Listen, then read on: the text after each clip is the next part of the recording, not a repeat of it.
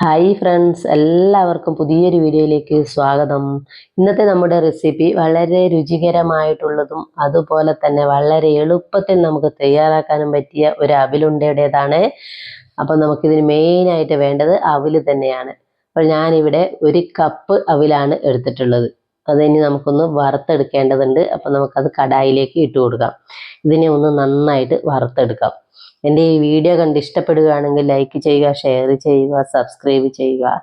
അപ്പം നമുക്കിതെങ്ങനെയാണ് തയ്യാറാക്കുന്നതെന്ന് കാണാം. നമ്മുടെ അവിലൊക്കെ ഒന്ന് നന്നായിട്ട് വറുത്തെടുത്തിട്ടുണ്ട്. അതൊരു പ്ലേറ്റിലേക്ക് മാറ്റിയിട്ടുണ്ട്. അതേ കടായിലേക്ക് തന്നെ ഞാൻ 1 കപ്പ് തേങ്ങയാണ് ഇട്ട് കൊടുത്തിട്ടുള്ളത്. അപ്പം നമ്മുടെ തേങ്ങ ഒന്ന് നന്നായിട്ട് വറുത്തെടുക്കണം. തേങ്ങയുടെ ആ കളറൊക്കെ ഒന്ന് ചേഞ്ച് ആകുന്നവരെ മാത്രം ഒന്ന് വറുത്തെടുക്കുക. ഇത് നമുക്ക് 2-3-4 ദിവസമൊക്കെ കേടുകൂടാതെ ഇരിക്കും. തേങ്ങ ഒന്ന് വറുത്തിട്ടിടുന്നത് കൊണ്ട് തന്നെ പെട്ടെന്ന് അങ്ങ് ചീത്തയായി പോകത്തില്ല. അതുകൊണ്ടാണ് തേങ്ങ വറുക്കുന്നത്. അതിലേക്ക് നമ്മൾ ഇട്ട് കൊടുക്കുന്നത് പിന്നീട് നട്ട്സാണ്. ഇഷ്ടമുള്ള നട്ട്സൊക്കെ ചേർത്ത് കൊടുക്കാം കേട്ടോ. ഞാനിവിടെ ബദാമാണ് ചേർത്ത് കൊടുക്കുന്നത്. അതൊന്ന് ചെറുതായിട്ട് നുറുക്കിയിട്ട് ഇതിലേക്ക് ചേർത്ത് കൊടുത്തു. നമ്മുടെ തേങ്ങയുടെ കളറൊക്കെ ഒന്ന് ചെറുതായിട്ട് മാറിയിട്ടുണ്ട്. അപ്പം നമുക്കതൊന്ന് മാറ്റി ഒരു പ്ലേറ്റിലേക്ക് ഇടാം. പിന്നീട് അതേ കടായിലേക്ക് തന്നെ 1 കപ്പ് പഞ്ചസാര ഇട്ട് കൊടുത്തു. അതിലേക്ക് അല്പം വെള്ളവും കൂടെ ഒഴിച്ചു കൊടുത്തിട്ടുണ്ട്. അപ്പം നമുക്കിതൊന്ന് ലായനിയാക്കി എടുക്കണം.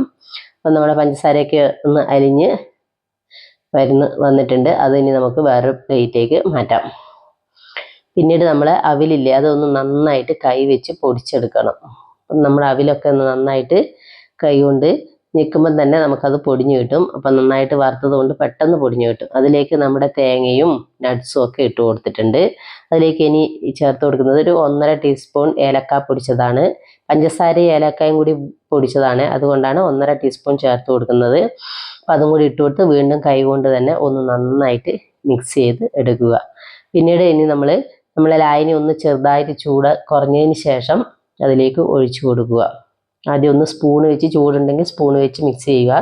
പിന്നീട് കൈ കൊണ്ട് തന്നെ ഒന്ന് നന്നായിട്ട് കുഴച്ചെടുക്കണം. കുറച്ചായിട്ട് ഒഴിച്ചു കൊടുത്തിട്ട് വേണം കുഴച്ചെടുക്കാൻ വേണ്ടിയിട്ട്. നമുക്കിങ്ങനെ കൈ കൊണ്ട് ഒന്ന് ഇങ്ങനെ ഉണ്ടയാക്കി എടുക്കുന്ന സമയത്തും റോളായി വരുന്ന ആ ഒരു പാകം വരെ പഞ്ചസാര ലായനി ഒഴിച്ചു കൊടുക്കുക. അപ്പം നമ്മുടെ ഏകദേശം നമുക്ക് കൈ കൊണ്ട് കോരിയെടുത്ത് ഒരു ഉണ്ടയാക്കാൻ പറ്റുന്ന ഒരു രൂപമായിട്ടുണ്ട്. അപ്പോൾ ഇതുപോലെ എടുത്ത് ഓരോന്നും ആക്കി വെക്കുക. അപ്പോൾ നമുക്കിത് കുട്ടികളൊക്കെ സ്കൂൾ വിട്ട് വരുമ്പോഴത്തൊക്കെ പെട്ടെന്ന് തയ്യാറാക്കി എടുക്കാൻ പറ്റുന്ന ഒരു സ്നാക്സാണ്. വളരെ എളുപ്പത്തിൽ തയ്യാറാക്കാനും പറ്റും. അപ്പം ഞാനിത് എല്ലാം തന്നെ അതുപോലെ റോളാക്കി എടുത്തിട്ടുണ്ട്. അപ്പം വളരെയധികം ടേസ്റ്റി ആയിട്ടുള്ള ഒരു സ്നാക്സാണ്. എല്ലാവരും ഒന്ന് ട്രൈ ചെയ്ത് നോക്കുക, ഫീഡ്ബാക്ക് അറിയിക്കുക.